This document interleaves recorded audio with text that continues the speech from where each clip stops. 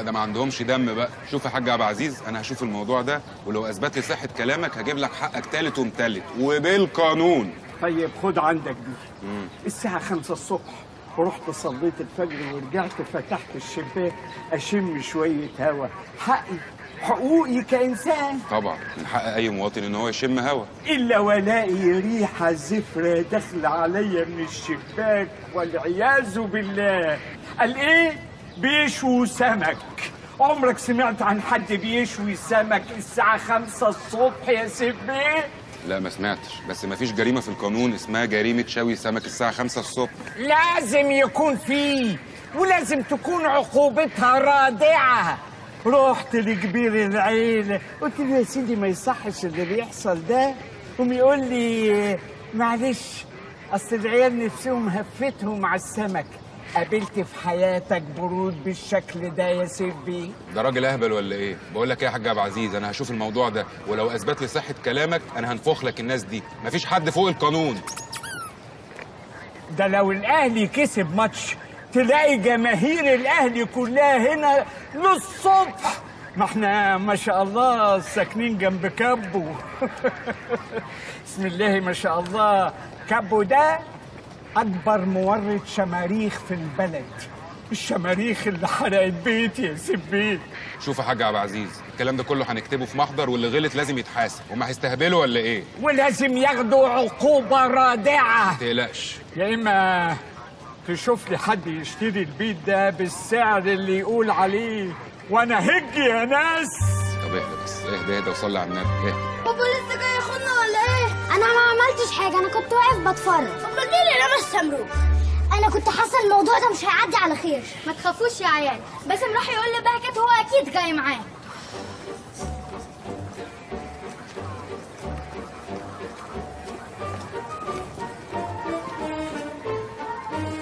انا زي ما قلت لك هنفخهم لك، ما تقلقش.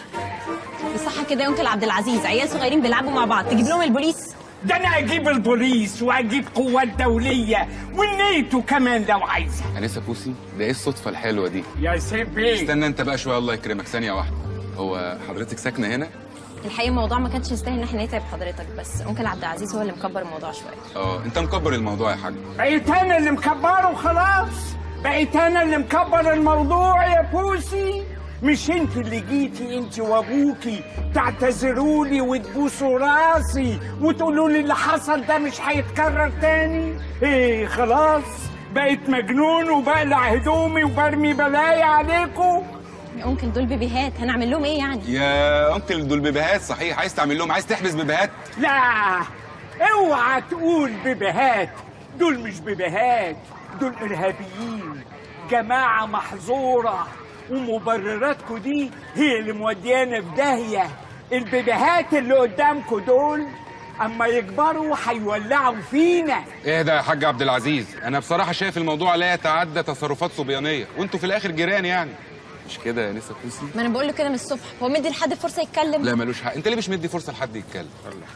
ايه الحكايه يا سيف بيه؟ ما انت كنت متعاطف معايا وهتجيب لي حقي بالقانون، والعقاب الرادع زي السيف يمشي على الكل. ايه اللي حاصل؟ يعني نزلت على ما فيش؟ ها؟ اسمع يا سيف بيه، قسما عظما ما هسكت على الموضوع ده ابدا. ان شاء الله اوصله لوزير الداخليه. وخلي بالك مدير امن الشرقيه انا اعرفه كويس وقريبي، واخد بنت خالي. واخدها فين لا مؤاخذة؟ وهكلمه دلوقتي. كلمه، انت هتهدد الحكومه، ما تكلمه.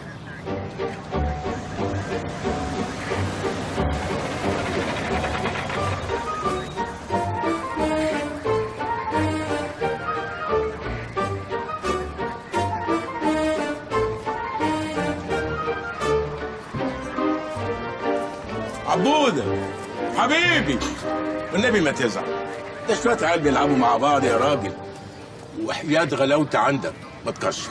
أنا ما أحبش أشوفك وأنت زعلان. الله، وسيب دي كمان، ده الموضوع عالي قوي. اسمع يا بهجت بيه، وربنا ما هسمع، أنا عارفك. أنت لما بتزعل بتغلط وما بتعرفش أنت بتقول إيه. الله، إحنا جيران يا راجل، الباب في الباب، إحنا أكتر من الأهل. شوية عيال مفعيش زي دول اللي هيوقعونا ببعض. حكايه بسيطه خالص، ولا ايه يا عزام؟ استاذ باجت، انا لن اسمح ولو انت هتسمح وهتروق وهتبقى زي الفل. انا جايب لك لوح ازاز مضاد للصوت، لو اتضرب عليه رصاص ولا تحس باي حاجه.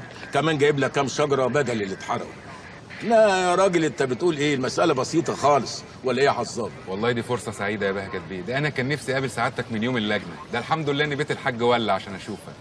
طب يبقى نخش بقى جوه نشرب حاجه. هشربك شوب عصير كاكا الواد شلبي عامله حكايه. ده انا يحصل لي الشرف يا باشا، معرفه سعادتك واسرتك المحترمه شرف ليا. اصل ما يصحش تيجي من غير ما تشرب حاجه، تقول علينا بخله. العفو يا باشا، ده انتوا بيت الكرم.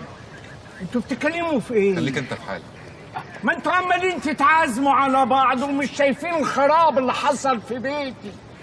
هنا كان في معركة حربية كبيرة قبل ما تيجي، معركه؟ ورحمة أمي في تربتها. الله يرحمها. أنا ما هسيب حقي ولازم هعمل محضر، ولن أتراجع عن موقفي. ما خلاص بقى يا حاج عبد العزيز. اوفر يا عبد العزيز قوي. يلا يا عم دودو، خش راكب الازاز جوه. وانتوا واقفين كده ليه؟ يلا حط الشجر ده مطرح الشجر يتحرق. يلا بسرعه. يلا يا حاج دودو، خش راكب الازاز. لما الباشا يؤمر، مش هو صاحب البيت برضه يا بهجت بيه؟ باشا مين اللي يؤمر؟ انا اللي بامرك. خش راكب الازاز. ما انت طول عمرك بتيجي بتركب الازاز هنا، ده انتوا المحل بتاعكم شغال علينا. يلا ماشي. يلا اتفضلوا عندنا نشرب حاجه. يلا يلا حاج عبد العزيز. يلا هات. تعالى يا ماما. يلا تعالى. يلا بابا. يلا يلا يلا.